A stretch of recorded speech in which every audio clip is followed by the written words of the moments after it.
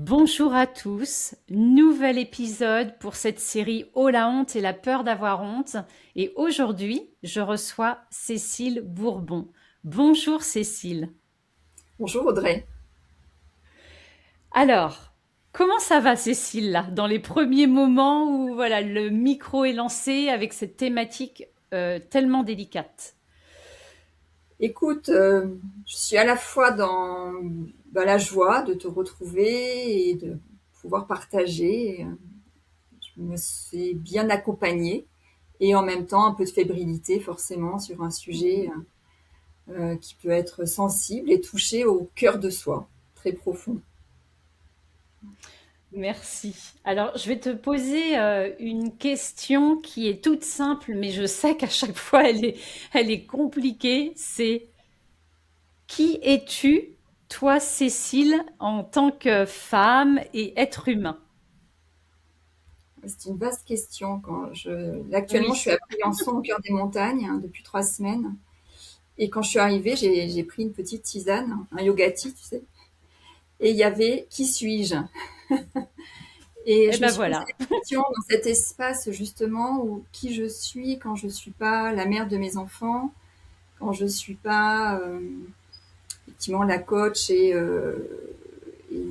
en dehors de mes responsabilités. Je crois que je suis une femme qui approche 55 ans, qui a un parcours derrière elle à la fois riche, intense et pas mal d'expériences de vie. Et de plus en plus, je pense que j'arrive à être une femme libre. Et en tout cas, c'est mon Hmm. chemin vers l'émancipation et une certaine libération. Je ne sais pas si on finit sa vie en étant complètement libre, mais en tout cas, c'est le chemin sur lequel je suis engagée depuis un certain temps et sur lequel j'arrive. Et notamment, cet espace de 3 semaines que je me suis accordé m'amène vraiment à cet atterrissage-là. Ok. Donc une vraie odeur de liberté. Mm. Et tu parles des 3 semaines. Je précise pour les auditeurs, oui, actuellement tu es dans les montagnes. Voilà, je suis près de Briançon dans les Alpes du Sud, alors que d'habitude j'habite en région parisienne. Voilà. Alors, Cécile, deuxième question pour vraiment introduire le sujet. Pourquoi tu as accepté de témoigner sur cette thématique?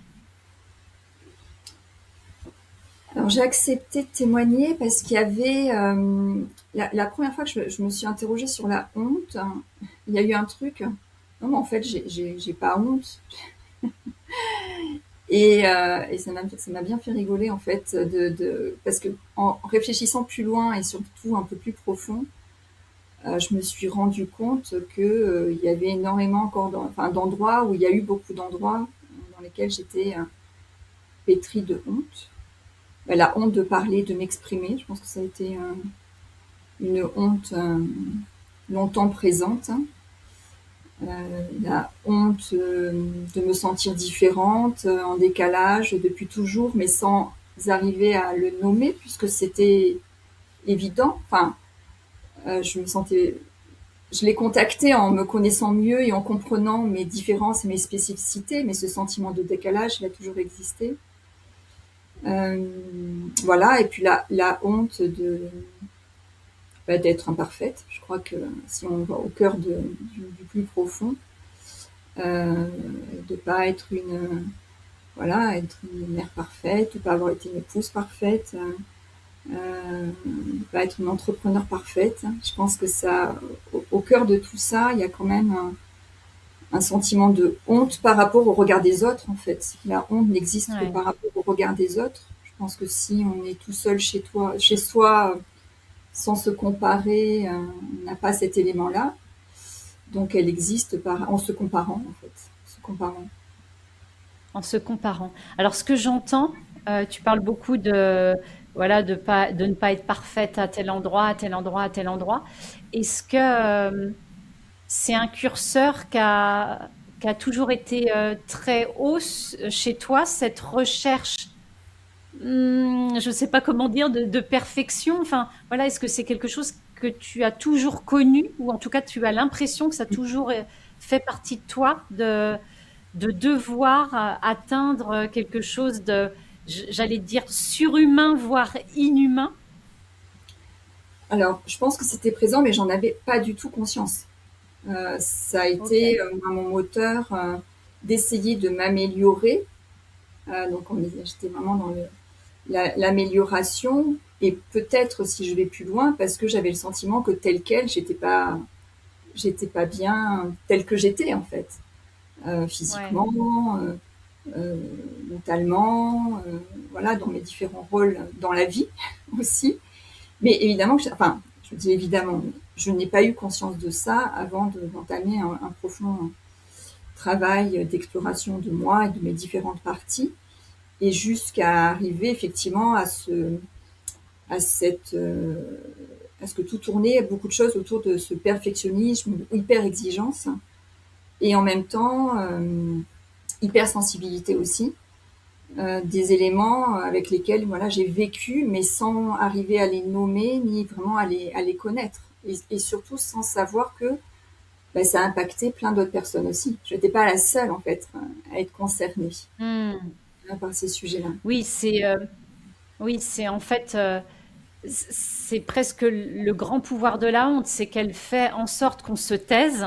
Mm, Et du coup, comme on se tait, on ne peut pas trouver réconfort ou identification à d'autres, mm, puisque on s'enferme là-dedans en se disant il y a que moi, oh la honte, il y a mm, que moi. Donc mm, oui, c'est très vicieux comme système. mm, Enfin, la honte est très vicieuse pour ça, et c'est son pouvoir. C'est mm. Cyrulnik qui parle de mourir de dire. C'est-à-dire qu'en fait, on fane à l'intérieur parce on n'arrive pas à le dire, euh, parce qu'on sera encore plus honteux de l'exprimer. Ouais, ça De c'est. l'exprimer, je pense que moi, un des premiers espaces évidemment de soutien que j'ai eu, c'est un espace plus thérapeutique.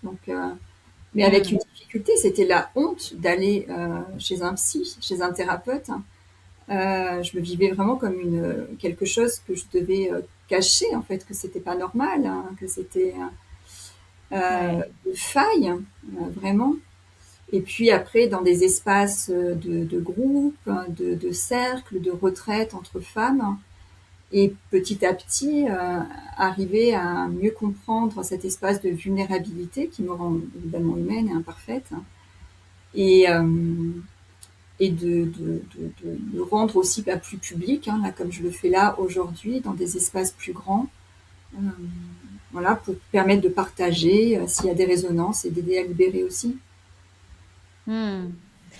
À quel moment tu as vraiment identifié, ou en tout cas où tu t'es autorisé à te dire c'est de la honte?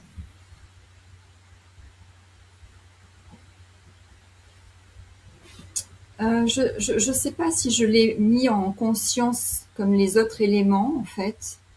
Mais autour de l'expression en public, oui, là j'ai su qu'il y avait. Alors, j'ai mis plutôt de la peur, mais la peur Oui, finalement, elle était par rapport aux autres. Et après, notamment, une expérience qui a été assez difficile. Moi, je suis diplômée de Sciences Po. Il y a une épreuve qui est un peu l'épreuve phare qui conclut les études, qui s'appelle le grand oral. Et c'est une ouais, épreuve que j'ai terminée en larmes. Et parce qu'en fait, j'avais pas appris ce qui se passait en moi quand je parlais, le stress, comment il pouvait impacter, et comment la dimension émotionnelle chez moi et cette hypersensibilité était très forte. Et à tel point que, effectivement, j'ai quand même été diplômée, mais dans mon dossier a été souligné quand même que j'étais trop sensible. Et ce trop, ouais, c'est la honte. Le trop ouais, c'est ça. sensible, que j'ai revécu lors d'un entretien dans une grande entreprise cosmétique, euh, c'était arriver à pas gérer finalement et contrôler ce stress. Et alors aujourd'hui, je déteste ce mot de gérer et contrôler ses émotions. C'est vraiment comment en fait je fais alliance, je les comprends, je les apprivoise pour sortir de justement la honte de d'avoir des émotions. Donc je pense que voilà, j'ai contacté cette honte d'arriver à m'exprimer avec toute mon authenticité et pas derrière mon rôle de communicante, voilà, parce que ça a été mes fonctions pendant longtemps, de représenter la communication pour d'autres, mais de m'exprimer pour moi qui j'étais. Et je l'ai aussi contacté quand je me suis mis à mon propre compte, c'est-à-dire voilà, en tant qu'entrepreneur, il y a 10 ans, quand j'ai dû réfléchir à ma communication et à me présenter sur qui j'étais. Et alors là, ça a Ouais. été le vide intersidéral. Justement, la réponse à qui suis-je, comment je me présente, et surtout comment je communique pour moi et pas au service des autres. Et c'est Hmm. là où j'ai vraiment, pour moi, ça a été important de me faire aider et accompagner. Et je me suis fait coacher. J'ai eu un accompagnement aussi thérapeutique, voilà, pour aller nettoyer des traumas de l'enfance et à arriver aussi, voilà, à recontacter avec cet espace de ce qui se passait en moi, comprendre tout ça. C'est des choses qu'on nous apprend pas à l'école et que voilà, aujourd'hui j'ai à cœur de transmettre, notamment aux jeunes que j'accompagne, quoi. Je trouve ça tellement essentiel. Ouais. Tellement précieux. Mm. Quand je, quand je t'entends, alors ça, je l'ai décrit dans d'autres interviews et je pense que je vais le décrire sûrement dans un épisode un peu d'intro. Aujourd'hui, j'ai pas encore toute l'articulation, mais il y a différentes familles de honte que Robert Karen a identifiées. Et c'est vrai que quand je t'entends, euh, ça me fait penser vraiment à ce qu'on appelle la honte narcissique, c'est-à-dire cette honte qui, en fait, dès le départ, c'est au fond de moi, je sais que je ne suis pas assez. C'est comme si d'emblée on était défectueux ou un mauvais produit sur la chaîne. Et c'est vrai que quand tu décris ton grand oral et qu'en fait on te renvoie que ben, bon bah là par contre ça, là ça le fait pas, vous êtes trop émotive. Bah, après ça explique aussi le fait que quand on arrive au qui suis-je pour soi, ben, en fait c'est hyper risqué puisque les moments où ça a un petit peu émergé, en tout cas des personnes t'ont renvoyé que Mm. là, ça le fait pas. Là, ça serait bien de gérer ou de Mm. redresser. Enfin, Mm. donc ouais, c'est toujours le paradoxe en fait entre la volonté tout à coup d'affirmer qui on est et en même temps les mémoires ou les rencontres passées avec ces fragments de toi qui ont pas pu s'empêcher de s'exprimer en fait.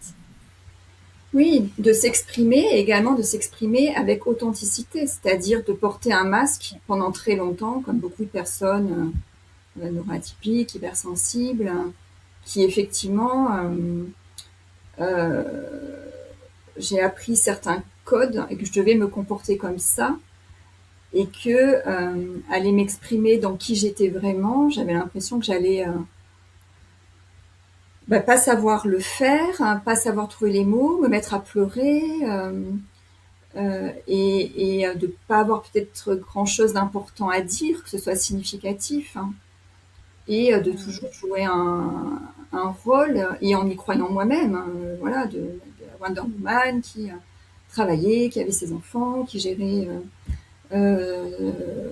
voilà, sa vie à 100 à l'heure, en région parisienne, etc., sans prendre jamais forcément de temps pour moi, donc de toujours d'avoir un peu cette injonction de tenir, d'être forte, euh, sans jamais vraiment contacter qui j'étais vraiment et donc arriver à m'exprimer telle que j'étais, telle que je suis aujourd'hui. Ouais. Ouais. Est-ce qu'il y a eu d'autres moments comme ça donc là, tu dis ce grand oral, c'est vraiment quelque chose chez toi qui est comme une mémoire, enfin quelque chose qui est très impactant à un moment de ta vie. Est-ce qu'il y a eu d'autres moments comme ça où la rencontre avec cette honte a vraiment été impactante, cuisante en termes de ressenti, que ce soit organique ou émotionnel? Mais la décision, je pense, me marier, enfin surtout et de divorcer 2 fois, ça a Hmm. été, je l'ai vécu la première fois comme un sentiment d'échec. Euh, C'était une décision qui venait en mode survie, en fait, d'arriver à cette décision-là. Et en fait, je l'ai vécu aussi comme une honte sociale et une Hmm. honte vis-à-vis de mes enfants et donc de mon rôle de mère, de leur donner le meilleur. Et donc, pour moi, le meilleur, c'était vivre en couple, hein, qu'ils soient encore avec leur père, puisque je suis fille d'enfant divorcée. Donc, j'ai connu cette blessure. J'avais 3 ans à une époque où le fait d'être enfant de divorcé était beaucoup moins courant qu'à l'heure actuelle. Oui. Ça ne Hmm. veut pas dire que ça banalise la chose, hein, mais en tout cas, vis-à-vis du regard des autres et de la honte, du coup, j'ai encore plus différente peut-être par rapport à cette situation. Et je pense qu'en reproduisant quelque part ce schéma, même s'il a été libérateur pour moi et aussi maintenant je pense aussi pour mes enfants, j'ai été dans cette sentiment ouais, de honte. Alors encore une fois avec beaucoup d'inconscient. Euh, et puisque j'ai fini par me remarier, et finalement choisissant aussi de redivorcer, mais là en ayant plus la conscience de ce que je faisais, que c'était un choix effectivement et que ça restait douloureux, euh, mais que là pour le coup j'avais moins ce sentiment de honte et de culpabilité, parce qu'en fait quand on parle de la honte, en tout cas chez moi, ça se traduit aussi par de la culpabilité, c'est-à-dire que voilà, il y a aussi de la culpabilité de ressentir ça. Donc c'est vrai, c'est la double injonction, c'est la double peine, quoi. On se fouette dans tous les sens, quoi. Donc, déjà, Ouais. on vit des situations douloureuses. En plus, on se les fait vivre à l'intérieur de soi en termes de honte par rapport au regard des autres. Et en plus, on se culpabilise de ça, quoi. Donc, on y va. En tout cas, moi, j'y allais, enfin, un petit peu, évidemment, très fort. Est-ce que, pardon, mais est-ce que tu pourrais en dire un peu plus sur cette culpabilité? Est-ce que tu pourrais la décrire un peu plus? Pourquoi enfin, entends bien que je comprends. C'est juste pour les auditeurs de pourquoi cette culpabilité au moment d'une décision comme ça, couplée à la honte en fait. Pourquoi? Je pense qu'il y a la culpabilité parce que justement, je j'ai le sentiment, enfin, ou j'ai eu le sentiment de ne pas répondre aux attentes et aux exigences que les autres avaient vis-à-vis de moi, que ce soit au niveau familial, que ce soit au niveau sociétal, parce que comme beaucoup de femmes, je porte un héritage très très lourd euh, Ouais. des injonctions que nous avons depuis quasiment la nuit des temps, Mm. euh, de devoir euh, à la fois être mère, à la fois être au service de notre foyer et de plus en plus aujourd'hui de notre activité professionnelle et de devoir aussi réussir, mais tout ça en étant jolie, mince et en plus heureuse. Et Oui. quand on se sent pas dans les clous et que au fond il y a un sentiment de décalage profond euh, qui va toucher à même le terrain de la j'y arrive plus quoi, j'y arrive plus et du coup qu'est-ce que je peux faire, donc j'ai honte de pas y arriver, donc j'ai honte Oui.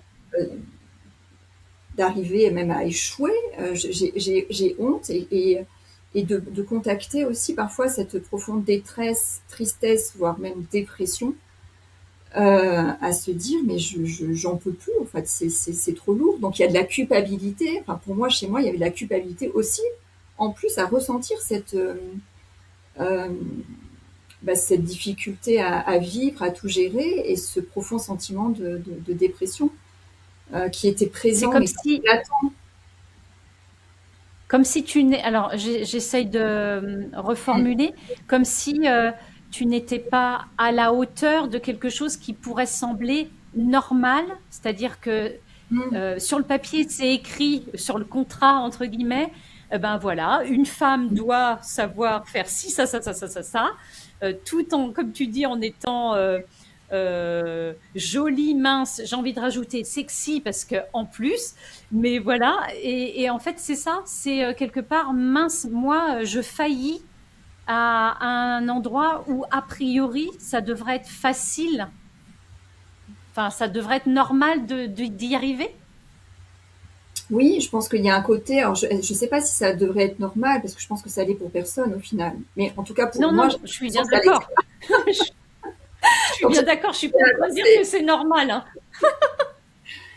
et en plus, j'avais peu de modèles. Moi, j'étais la première, une des premières. J'ai eu mes enfants assez jeunes, et donc j'étais une des premières à avoir aussi mes enfants, enfin, à me marier, à avoir des enfants.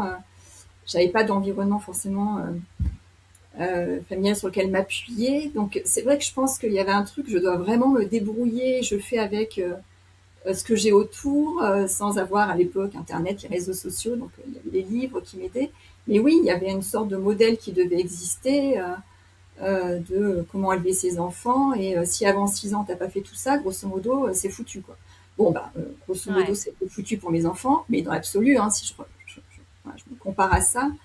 Mais je pense que la honte aussi, elle peut être présente quand mes enfants étaient en souffrance aussi, à des moments, bien sûr. Et là, en tant que mère, c'était pas juste j'ai failli parce que j'ai divorcé, c'était que j'ai été profondément meurtrie de la détresse qu'ils ont pu évidemment vivre. Euh, et pour revenir au sujet de la culpabilité, évidemment, en me sentant coupable de ça, comme si tout était lié à moi et rien qu'à moi. oui, c'est ça. Tout reposait sur toi. C'est-à-dire que quelque part, presque le message qui serait très simple, c'est bah, si tu avais tenu, tout ça n'existerait pas. Mm, Il y a un peu quelque chose comme ça, quoi.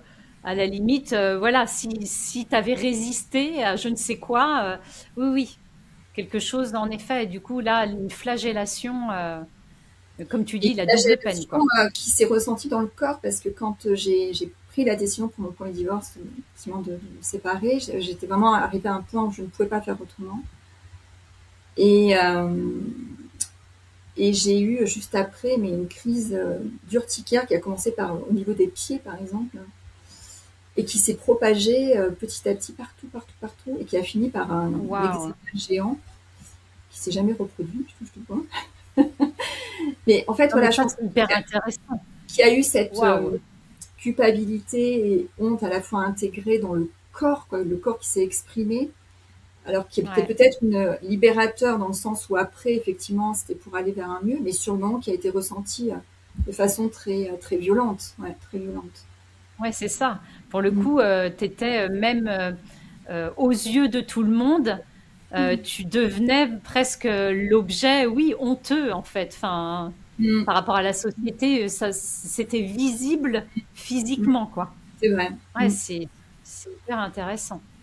Justement, tu parles donc, parce que ça, c'est un, enfin, j'adore quand, voilà, les signaux du corps comme ça sont tellement forts. Est-ce que tu saurais dire, euh, dans les moments où tu rencontres cette honte ou cette peur d'avoir honte, parce que c'est vrai que là, depuis le début, on parle de la honte, mais Mm. on sait, enfin voilà, aussi, et ça c'est quelque chose que je réexpliquerai, mais comme quoi la peur d'avoir honte existe bien et qu'il existe ce qu'on appelle la boussole de la honte. C'est les 4 stratégies qui font en sorte de ne pas se confronter à la honte et que chaque être humain utilise justement pour ne pas aller, Mm. à cette confrontation. Euh, Est-ce que tu pourrais décrire d'autres ressentis quand tu as pu traverser la honte ou sentir la honte en toi, d'autres ressentis, que ce soit émotionnel, mais aussi physique, organique?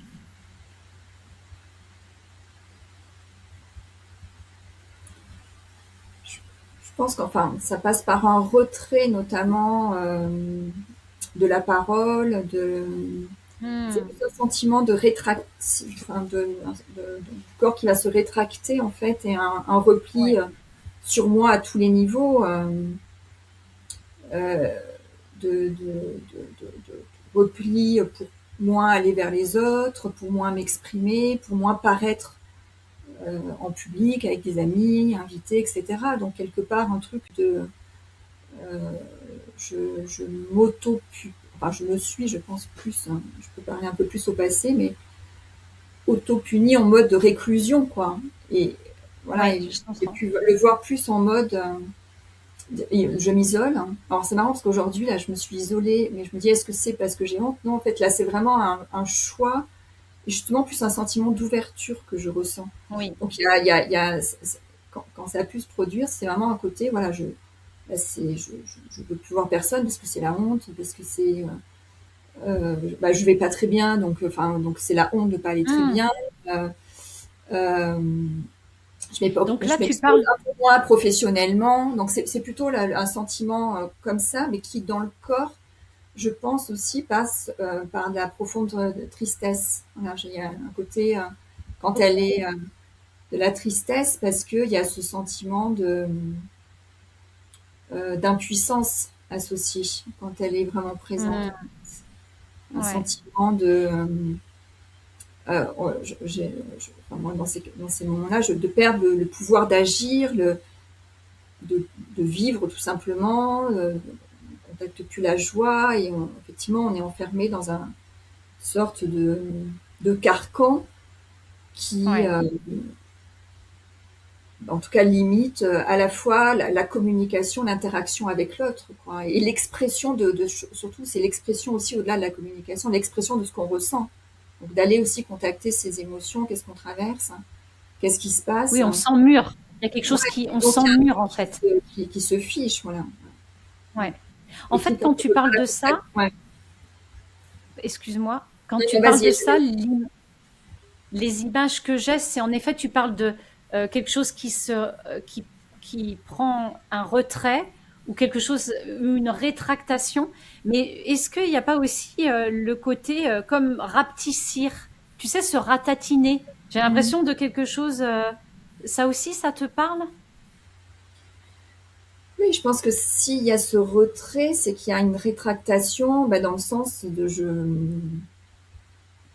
je me rends un peu plus invisible. Déjà, je Oui, c'est ça. sentiment d'être très invisible. Et là, je me rends encore plus invisible euh, Ouais. pour pas avoir à montrer cette faille, voilà, ce ressenti. Euh, et Et donc, quand ouais, tu un parles de côté la... de rétrécissement, ouais. Ouais, pardon. Ouais, quand tu parles de la tristesse et est-ce que c'est cette sensation que j'ai cru comprendre, mais presque là de ne plus être aux manœuvres, de plus être vraiment actrice de sa vie? Parce que tu parles de, pour le coup, il n'y a plus de joie. En fait, c'est comme si on n'avait plus le pouvoir sur notre vie à ce moment-là. Oui, je pense que à ce moment-là, je pense qu'on contacte le côté où alors, je sais pas si on a toujours le pouvoir, mais en tout cas, le côté et encore, quand je dis d'être aux manettes, ça veut dire que j'ai encore envie d'être dans le contrôle. C'est d'être, de plus sentir cet espace où on peut agir plus librement, justement, sans être dans le contrôle. Parce que Ouais, je reprendre le comprends. contrôle, etc., moi, ça, j'ai toujours su faire, justement. Enfin, j'ai fonctionné à ça, dans le contrôle, dans je vais y arriver, dans le mental, moi, je suis quelqu'un, je pense que j'ai frôlé le burn-out je ne sais pas combien de fois, mais j'ai toujours trouvé une stratégie pour l'éviter au final. Euh, Hmm. et donc, même ça, c'était pas possible. Parce que c'était vraiment trop la honte d'avoir un burn-out. Enfin, non, il y a un truc je ne Ouais. peux pas aller au bout et quelque part, je ne peux pas juste laisser exprimer toute la souffrance ou la douleur que parfois j'ai pu ressentir dans des trop-pleins de travail ou de difficultés que j'ai pu avoir. Mais même là, justement, j'ai cherché à le contrôler. Et donc, en fait, Hmm. c'est plutôt d'aller contacter cet espace je suis libre d'agir et de ressentir et que tout ce que je ressens, si je le ressens, c'est juste. Ouais, Quand je c'est la comprends. honte, je reviens à la culpabilité, je me culpabilise de ressentir même Ouais. cette émotion-là, en fait. Donc Mm. c'est hyper pernicieux, c'est-à-dire que j'ai l'émotion et en plus je me juge de cette émotion-là Oui, et je culpabilise. Mais et là, c'est vis-à-vis des autres, mais vis-à-vis de moi, parce que voilà, encore une fois, au regard des autres, ben, c'est aussi la honte d'aller mal. Voilà, donc ouais, longtemps, je pense que mon premier bouquin de psycho, j'ai dû l'acheter, je le planquais dans ma table de nuit, quoi. Genre, ouais, ah là là, quand je me dis, ouais, mais avec le recul, alors j'ai beaucoup de compassion pour celle que justement qui a fait tout ce chemin, parce que franchement, ça me paraît tellement surréaliste aujourd'hui quand j'y repense, oui, et que j'aurais mm, évidemment des personnes autour de moi qui auraient des difficultés. La première chose que j'ai envie de leur dire, c'est surtout n'en ayez pas honte, quoi. ouais, Euh, c'est ça. les humains traversent des difficultés et le fait de se faire accompagner, évidemment, est le plus aidant, que ce soit effectivement par un psy, par un coach, par des amis, mais voilà, après, je ne sais pas si les proches sont les meilleurs pour nous accompagner. En tout cas, moi, de me confier à des proches, bah, même ça, c'était la honte. Même, voilà, c'était. Eh oui, puis selon les critères où on a été élevé, Mm. forcément, c'est pas toujours les proches sont pas toujours les meilleurs pour nous aider à ce moment-là, parce qu'ils sont trop des miroirs de nous. Oui, et Mm. puis même mettre des sources de danger. Dans mon cas, ça a été une source de Ouais, danger. ouais. Donc, je pouvais pas. euh, Effectivement, je pense qu'il y a eu un mode de protection qui a fait que j'ai créé effectivement une sorte de carapace, hein, donc qui a été effectivement longue à décortiquer. Je ne sais pas si j'ai complètement fini, mais en tout cas, j'ai quand même bien amorcé le chemin. Mm. En fait, de ce que tu décris, moi, ça me fait vraiment penser à ce qui est très compliqué aujourd'hui. C'est en fait, il y a un refus, et ça, c'est vraiment mon dada, il y a un vrai refus de notre humanité, mais au sens large. Je ne parle pas que de l'humanité, la belle, voilà, celle qui, de toute façon, réunit tout le monde, mais aussi bah, des pans de notre humanité qu'on a voulu chasser et que peut-être je me mouille, mais en tout cas, je pense que à une époque, le développement personnel a beaucoup participé au fait de, pour le coup, être retombé dans quelque chose de parfait, de tellement grand, propre, immaculé. Et en fait, dans ce que tu décris, c'est ça, c'est de bien vouloir faire le chemin vers, ben oui, en fait, nous ne sommes que des êtres humains et nous sommes bah, parcourus par des moments magnifiques et des moments bah, perturbants, vulnérables et qui n'en sont pas moins beaux en vrai. Ouais, mais c'est tout à fait ça, c'est accueillir ces parts de vulnérabilité, ces zones d'ombre, hein, on en parle Jung, hein, c'est toutes ces parts effectivement de nous qu'on refuse de voir, hein, et qui sont pas faciles à voir seules, hein. Donc moi, je suis passée quand même par des systèmes peut-être un peu de grilles de lecture qui m'ont aidé à mieux me connaître, hein, en Mm. parallèle au chemin thérapeutique, et en particulier l'énéagramme, le MBTI aussi. Et c'est des éléments, et l'idée, c'était pas de me mettre dans une case ou de comprendre dans quelle case j'étais, mais c'est que, effectivement, à travers le filtre, en particulier l'énéagramme, c'est comprendre que on est avec une certaine façon de voir le monde. On ne voit pas la réalité tous, chacun telle qu'elle est, mais on la voit à partir de notre fenêtre, hein. Et comment, Mm. en fait, on arrive à comprendre qu'il y a d'autres fenêtres. Enfin, pour moi, ça a été une vraie révélation, hein. Ça peut paraître tout Ouais. bête, peut-être, mais comprendre que les autres n'avaient pas la même perception de la réalité. Donc, je ne détenais pas non plus toute la réalité. Et que, aussi, à travers mon fonctionnement, ça m'aidait à comprendre des mécanismes inconscients qui se jouaient et dont il a fallu peut-être beaucoup plus de temps si j'avais pas eu cette grille de lecture, hein.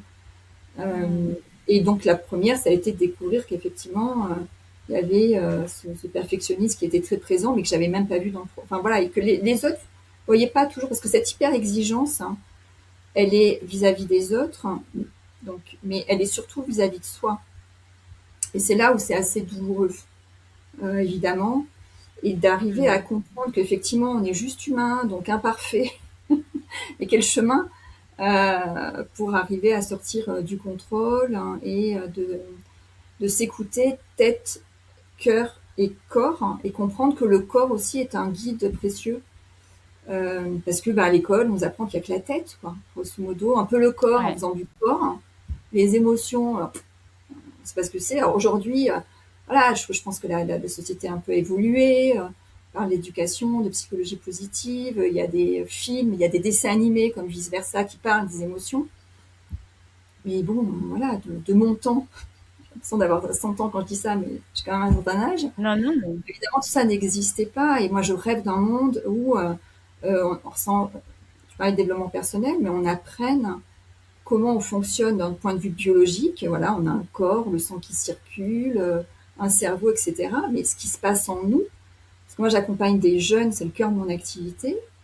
Et c'est évidemment en plus à l'adolescence, là où ils sont le plus chamboulés en termes hormonal, etc., qui traversent des choix de vie, ils grandissent, hein, et qui sont traversés par plein d'émotions qu'ils ne comprennent pas et qui cherchent évidemment à contrôler. Donc apprendre ça à l'école, ça serait, ça amènerait à justement, oh, c'est moins la honte d'avoir peur, c'est moins la honte de pleurer. Et puis c'est quand clair. je me mets en colère, hein, non, quand je me mets à pleurer pour les filles, par exemple, Oui, moi, ça m'est arrivé plusieurs fois, je pense en tant que personne sensible, et s'il y a d'autres personnes sensibles qui écoutent, de pleurer dans des situations, j'ai parlé du grand oral, ça m'est arrivé en comité de direction. Donc, quand on a des responsabilités, quelque part, un rôle à tenir. Et en fait, je pensais que c'était lié à de la tristesse, parce que pleurs égale tristesse. Jusqu'à ce que ouais, j'apprenne en coaching que c'était une émotion raquette. Et qu'en fait, ce que ouais, j'avais, c'était de la colère. Une ouais. pétale de colère au fond de Chez les moi femmes, très qui courant. était Ouais. contenue ici, là, au niveau de la gorge. Et Mm. donc, en fait, ce qui faisait, voilà, dans le ventre, qui venait dans le ventre, mais qui se coinçait ici, et en fait, qui s'exprimait par les pleurs, puisque petite, je n'ai pas été Ouais, autorisée à la colère.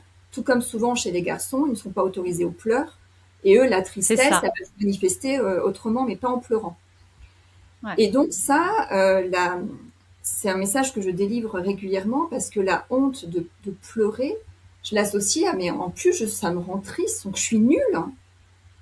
Tu vois, j'ai honte de pleurer, alors qu'en fait, je suis en mm. colère. Et putain, Oui, cette colère, elle est légitime parce que je suis la dernière à parler, parce que tout le monde a parlé, là, tous ces mecs, ils ont parlé, et il me reste ça. Et sur ce temps-là, en plus, je m'en prends plein la tête des uns et des autres, parce que j'ai une fonction, évidemment, qui va cristalliser les problèmes quand il y en a, et quand ça fonctionne pas. Et par contre, quand ça fonctionne, c'est pas du tout du ressort de mes fonctions.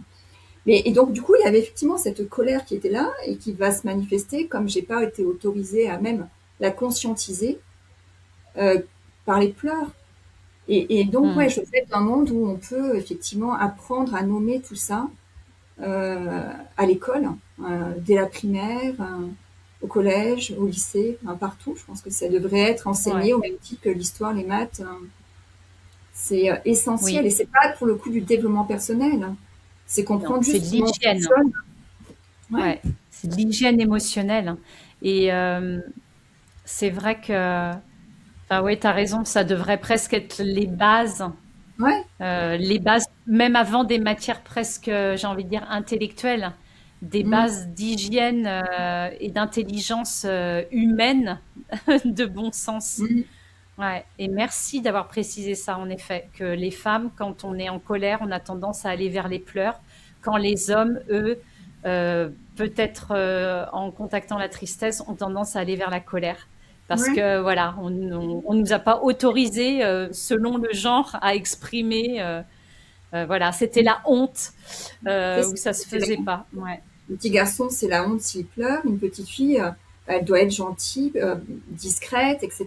Donc c'est tout ce qui limite Mm. la voix, c'est tout ce qui limite l'impact, c'est tout ce qui limite la puissance, c'est tout le rapport à l'argent qu'il y a derrière. En tout cas, il y a plein évidemment de tiroirs à ouvrir Mm. sur ce sujet, tant qu'on n'a pas eu effectivement voilà, certaines prises de conscience. Et il y a des choses simples, et ça, je ne parle pas d'un parcours thérapeutique ni du développement Mm.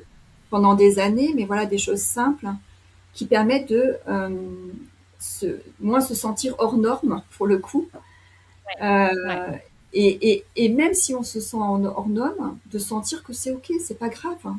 On peut pas être tous. Il y Mm. a, voilà, il y a On a tous des façons différentes de fonctionner, de voir les choses.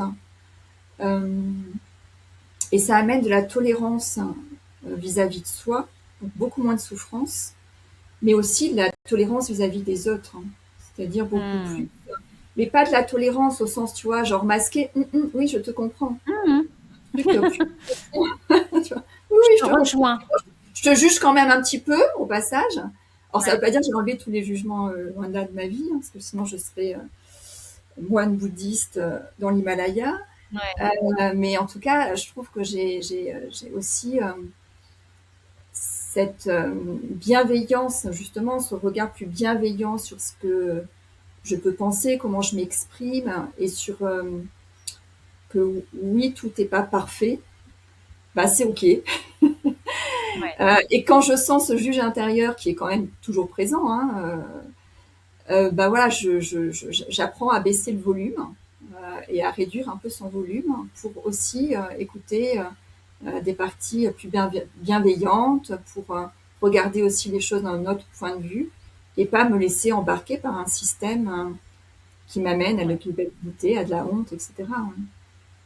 Mm. Mais j'ai envie et après on va aller vers la fin là, mais j'ai envie de souligner quelque chose en effet quand tu parles de tolérance. Oui, il y a une tolérance un peu politiquement correcte qu'on peut Mm. rencontrer. Et c'est vrai que, bien sûr qu'à l'école, on parle de plus en plus des émotions, choses comme ça. Mais en même temps, je pense que les choses ne sont pas toujours tout à fait accueillies au bout, puisque les adultes qui encadrent ces enfants, Mm. bah, parfois n'ont pas fait ce chemin-là. Et donc, ça reste parfois compliqué. Tout à coup, quand un enfant a peut-être enfin souvent d'ailleurs, une capacité, une agilité avec ses émotions et qu'en fait, ça vient bah, un petit peu faire des vagues dans un groupe. Mm. Et face à des adultes qui sont pas toujours prêts et en effet qui, comme tu Mm. dis, vont dire ah oui, je te comprends, mais ça serait bien Et par contre que tu changes ton attitude. Et ça, je pense que c'est chouette, c'est à vraiment avoir en tête ça. Si on a des éducateurs, en tout cas dans l'éducation ou dans tout ce qui est pédagogie, d'entendre ça en fait. On a un vrai chemin tous, adultes, tous ceux qui côtoient des jeunes ou des enfants autour de ça. Et en tant que parent, parce que je pense qu'en tant que parent, enfin Oui, moi, comme j'accompagne beaucoup de jeunes, il y a à la fois ce souci de vouloir ce qui est entre guillemets le mieux pour eux, mais avec quand même le sentiment ils doivent trouver le bon chemin, quoi. Là, ils doivent pas se oui, tromper, tu vois. ouais, Que se tromper dans son orientation, c'est aussi par là qu'on peut apprendre. Et en fait, d'aller au-delà aussi de l'orientation, c'est-à-dire de sortir de ce côté de justement de je peux me tromper, je peux. C'est pas la honte de se tromper d'orientation. Hein, on est là-dessus. ouais, Euh, Parce que si tu te connais pas, effectivement, c'est plus compliqué. Mais certains n'ont pas toujours envie d'aller vers ce terrain de la connaissance de soi, en fait, parce qu'encore une fois, c'est pas toujours un chemin facile. Et c'est plus facile de se dire, ah ben, dites-moi, conseillez-moi sur ce que je dois faire, ou oui, dites-moi si voilà, comment régler ce problème-là, plutôt que d'essayer d'aller connecter et traverser, on parlait des zones d'ombre, et contacter parfois des émotions, waouh, on a l'impression ouais. que est-ce qu'on va s'en sortir quand on va les contacter, quoi. Hmm. C'est pas agréable et c'est pas d'émotions positives ou négatives, mais il y a des émotions plus agréables que d'autres, hein, c'est clair.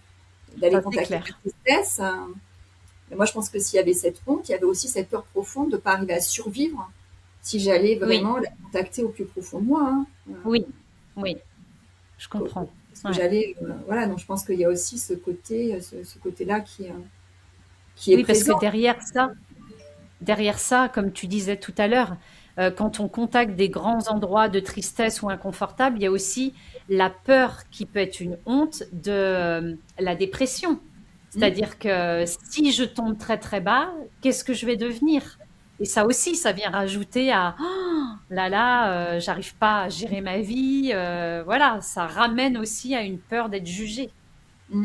Mm. Merci Cécile. Est-ce que, alors, on a notre petit notre petit moment fun qui va arriver. Mais avant d'arriver à ce petit moment fun, est-ce que tu aurais envie de dire quelque chose en plus pour clôturer, quelque chose qui te tient à cœur?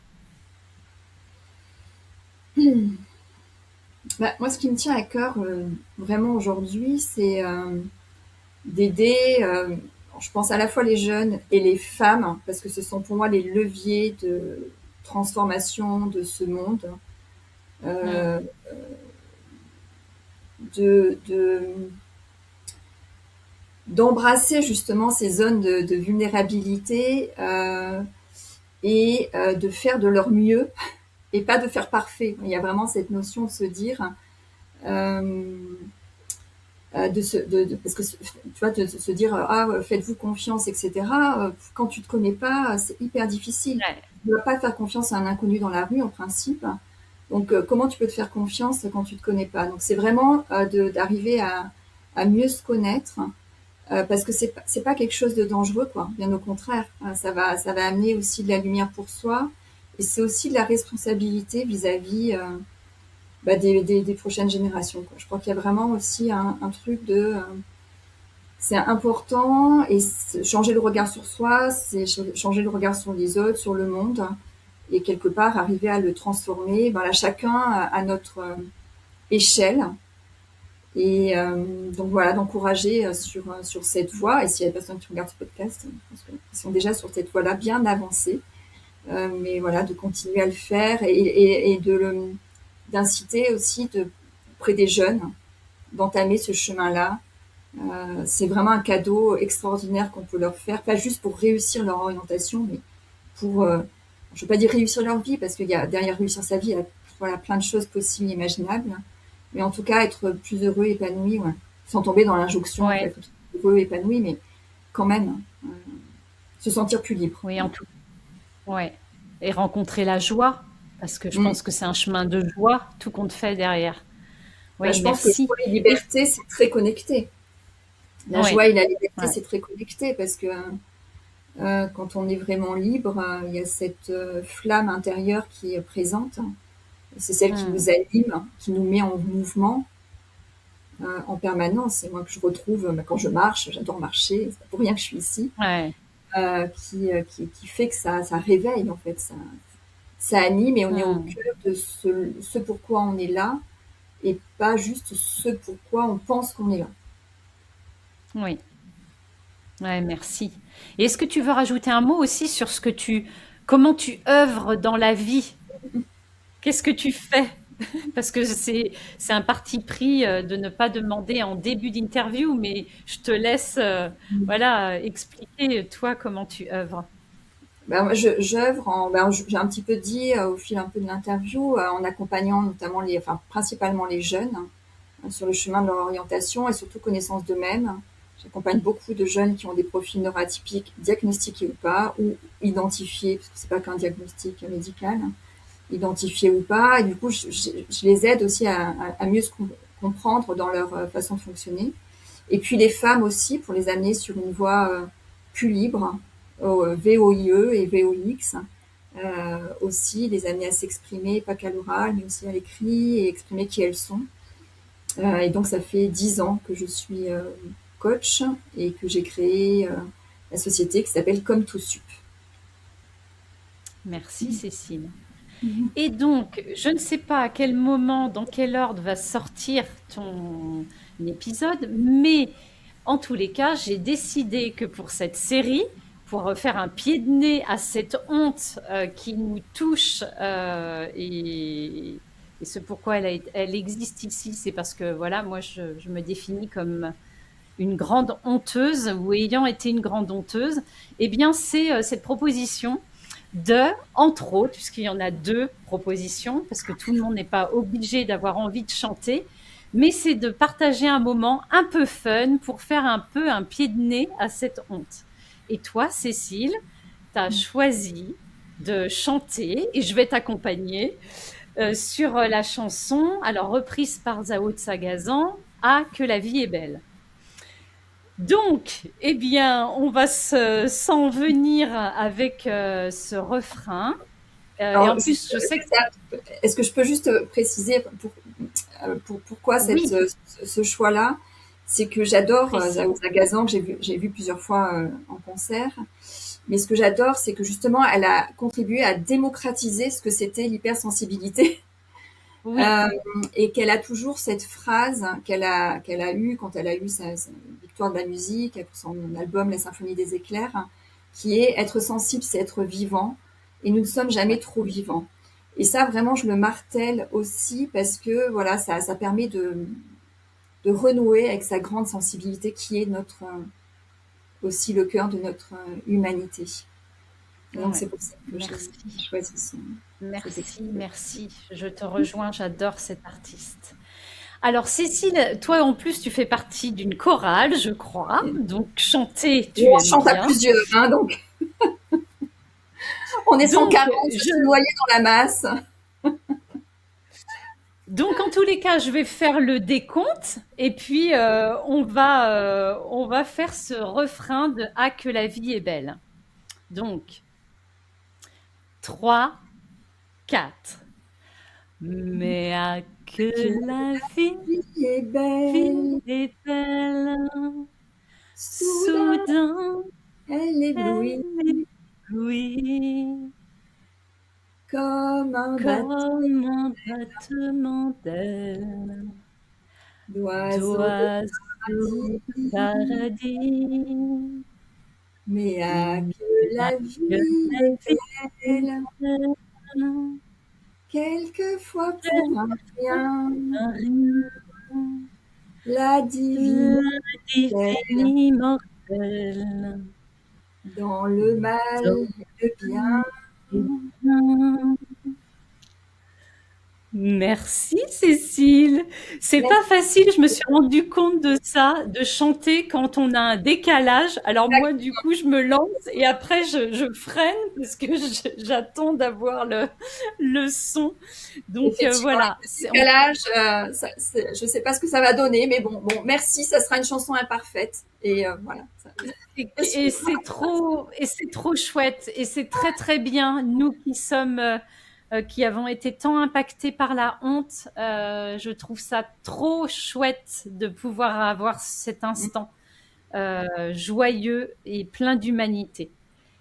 Est-ce que tu veux dire un tout dernier mot avant que je ne clôture? Non, merci pour m'avoir proposé cet espace. Merci si vous nous écoutez. Et merci pour vos partages. Voilà, je pense que ça aidera aussi à savoir ce qui a pu résonner, etc. Donc, je suis curieuse de découvrir la suite et les partages. En tout cas, je suis heureuse. Merci. Eh ben moi, je te remercie aussi, Cécile, parce que c'était un tellement beau moment avec, je pense, beaucoup de choses que tu as partagées tellement précieuses. Alors merci, merci d'avoir eu le courage de prendre cette décision. À tout bientôt. Merci beaucoup. Au revoir. Au revoir.